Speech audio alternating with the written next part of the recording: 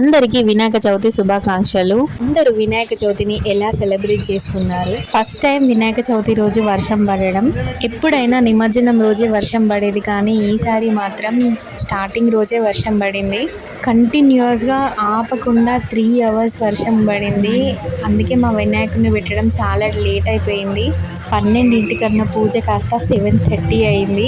వినాయక చవితి రోజు చంద్రుడిని చూడొద్దు అని అంటారు. అది ఎంతవరకు నిజం? నేను ఎప్పుడు చూడలేదు, అండ్ చూద్దామన్నా కూడా ఈరోజు వర్షం పడింది.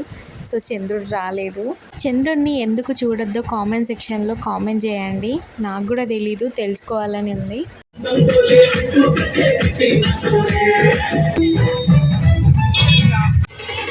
గజానన గణపతి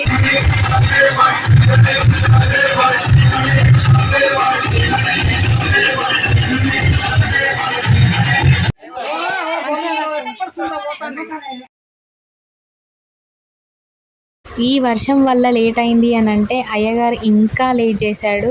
నైట్ 7:30 అయిపోయింది ఆల్మోస్ట్ పూజ అయిపోయేసరికి.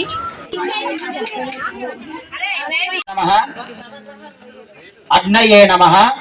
సర్వేభ్యో దేవేభ్యో గురుభ్యో మహాజనేభ్యో నమో నమః.